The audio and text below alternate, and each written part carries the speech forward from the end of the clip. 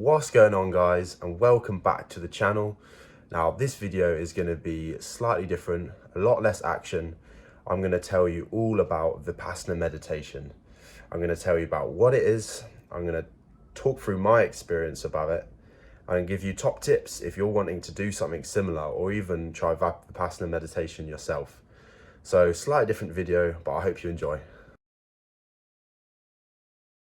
So what is Vipassana meditation? Well, it's a 10-day retreat, complete silence, not any silence, noble silence.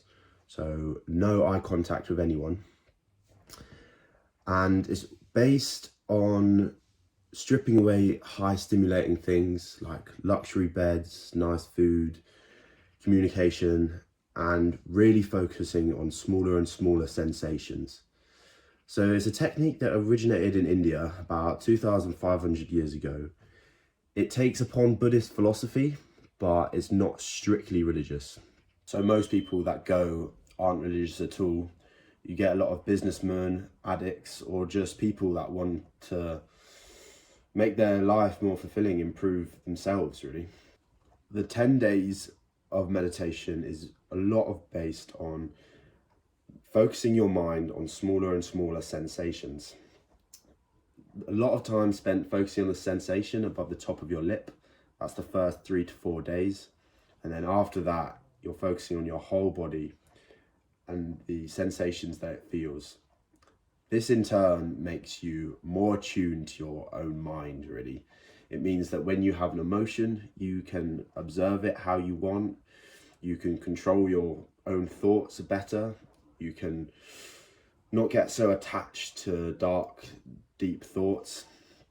And it just means that you have a greater gratitude and appreciation for your own mind, really. So that in turn is what makes this technique so powerful, which means that you get a more fulfilling life. So that's the philosophy of the technique. Now I'm going to tell you about my experience of the retreat.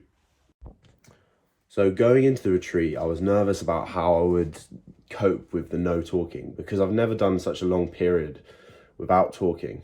And day 1 and 2, I found it very strange, very surreal,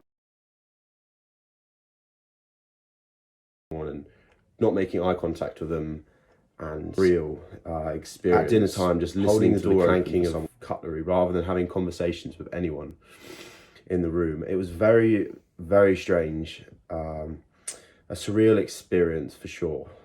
You get used to it. I think I got used to that element of it more than I thought I would. So day 1 and 2, it was extremely surreal, but I found it emotionally okay because it was so new.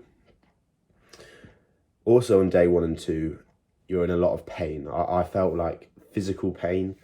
You have to sit for about 8 hours a day meditating, and your body and your mind tell yourself you're in pain all the time. So you need to really come to terms with the fact that your back, your knees are gonna hurt. Day 3 was okay. I got over the sort of initial things, and you spend a lot of time focusing on your breath. And on day 3, I felt like I was managing to focus on my breath a lot more, a lot better, and it feels good because you feel like you are improving a little bit. It's tough though. It's tough. Your brain always tells you the path of least resistance. It's always telling you ways that you can make this easier for yourself, i.e. by talking, by eating more, by going to sleep. So it's all in your head about how to put a positive twist on everything. And that is for sure part of it. Like embracing the pain, embracing all the thoughts of wanting to quit, and being able to just try and focus on the sensations of your breath. And by doing that, it slowly starts to make sense as the time goes on. But day 4, I was just in a mental strop. Like I didn't sleep very well that day. I was really struggling with my mood, and on the evening of day 4, I just broke down at the back of the hall. Like, I was in tears. I don't often cry, but it was the first time I'd been in proper tears for a long time, maybe 3 years. And then when I woke up on day 5, I just felt like I'd had enough. Like, I felt like I wanted to put into practice what I've learned throughout the 4 days. I felt like I wanted to go out into the world and ingrain what I've learned into my habits. I didn't feel like I was getting anything more out of pushing my brain for another 5 days. So I decided to leave on day 5.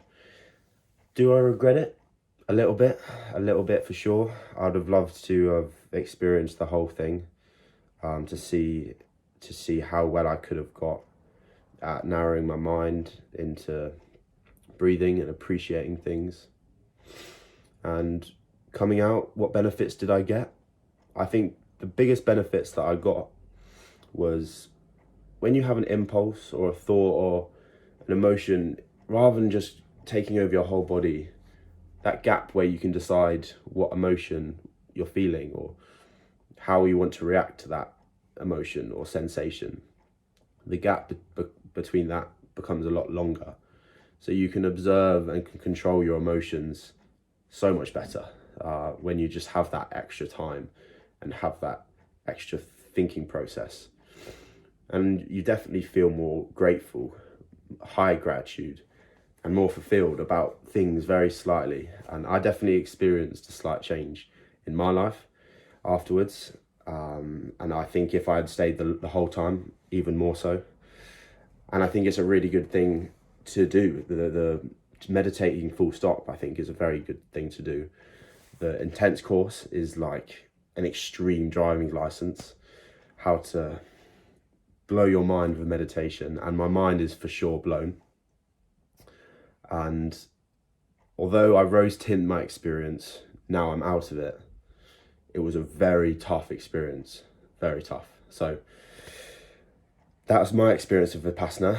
Now I'm going to give some top tips. So 5 top tips. Number 1, go with the flow. Don't have any pre-existing expectation of how you want it to go. Just go in and let your brain go with the flow, and your body will tell your mind what it tells you. Number 2, don't be a loud eater. Be respectful. Just be like, when you're in the hall, just eat like a normal human being, and don't be sillily loud and don't spill your food or slurp, because it's very annoying for the rest of everyone.